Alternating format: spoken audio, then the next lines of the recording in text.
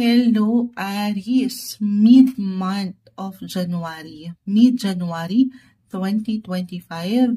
Ito na po ang inyong reading. Kuha lang tayo ng ilang messages para sa inyo. Siyempre pa po, mensaheng gabay lamang.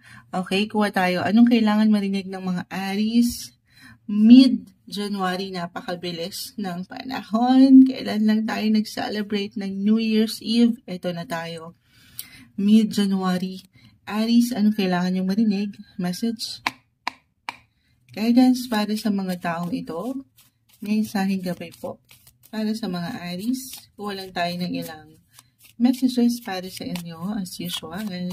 Mensaheng gabay lamang po. Will be straightforward, Aries. Cut natin into 3. Tayo ay live na live ngayon sa ating YT. Medyo nag-struggle ako dito. Dito kasi ang ating camera. Saan tayo nagla-live? Kunin lang po natin yung pinaka-advice. The Ace of Pentacles. Okay. 7 of Swords. Add pa tayo. And the Chariot. Okay. Mid-month ng buwang ito. January 2025. Aries. Maring merong ilang ganap pagdating sa inyong buhay, pamilya. Opo, the Chariot is here. This is about your home sector or about your emotions. Maring merong direksyon. Kung sa mas practical, meron bang pag-travel? Okay, meron kayong 7-7, kita niyo siya. This is about relationship, partnership, or ilang negotiation nyo na may kaugnayan sa pamilya, kapareha, or negosyo. Ayun na. Okay? Or dito matutuon ngayong mid-month ang inyong atensyon. Pagdating sa usaping pamilya, tahanan, it could be about your physical home, or sa ilang miyembro ng pamilya, meron kayong oportunidad na kailangan marahil ay mapaangat dito. Hindi kailangan laliman, maaring yung pinaka-message lang. Ito yung best time, mid-month of January, to spend more quality time kasama ang mahal sa buhay.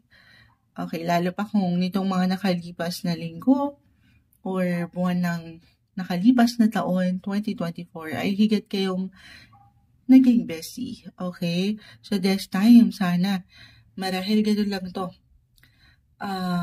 Mapaangat yung opportunity kasi yung opportunity minsan hindi na papaangat ng ilan. Kasi nga, nauna sa mas practical kung saan tayo pwedeng kumita or merong ma-experience pa.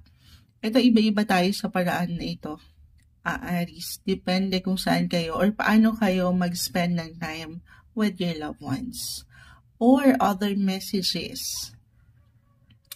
Merong sorpresa or talagang kusang aangat ng oportunidad na ito. The Ace of Pentacles reverse para sa inyo. Good news about your family, home. Gaano man ito kalaki, kaliit, i-claim na natin ito. Sobrang mag-a-apply ito guys kasi itong nagdaang actually kahapon to. By the time na mapanood nyo ito, dumaan na.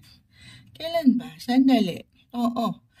Nag-full moon na. Lumaan na si full moon nitong January 13. And it highlighted your 4th house of home. Oo nga. Ayan na, the Chariot.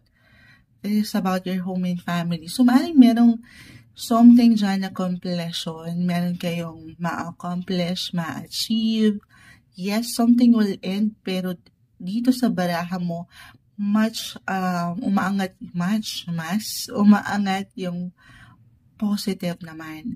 Or maybe a reminder, sabi ko ngayong opportunity, marahil kailangan lang dito ng extra TLC, tender loving and care pagdating sa usaping tahanan, pamilya. Okay? Again, it could be one of your family member, meron kayong kailangan ayusin, asikasuhin, or yung oras. Okay? Or tungkol sa tahanan, meron kayong ayusin dyan na sa aking nakikita dito ay aangat. Okay? Aangat ng diskarte, pagiging malikhain nyo, yung on fire na inspirasyon or inspired action nyo as an Aries para maharap ito. Merong direksyon, merong progreso, may magandang balita akong nakikita rito. Ngayong mid-January, gusto niya yun. Okay, kahit sa simpleng ano lang to, kung hindi mag-apply yung ilang major or big events man, sorpresa, maaaring sabi ko nga kusa itong mararamdaman ng ilan sa inyo, maybe a sign na ito na, tayo ay mag-declutter na maglinis, mag-ayos ng mga ilang bagay-bagay. Something will end. Maaaring meron kayong kailangang i-release na ilang gamit na alam nyo hindi na dapat or dadaan kayo sa talagang for some of you, tayo ay general reading house renovation or meron kayong kailangang kumpunihin, asikasuhin, yung ganon. Okay? Oo. The chariot about your family or personal relationship, relatives, dito na po yun lahat. Pero at the end of the day, sabi ko nga, lalo pa kung meron talagang ma-accomplish, ma-achieve na something, kaya naman kalaki kaliit ngayong mid-January, ay mapaangat niyo sana yung time with your loved ones. Yung quality time, have fun at enjoy din pag may time kasama sila. Ito yung umaangat na messages para sa inyo, mid-January 2025, Aries.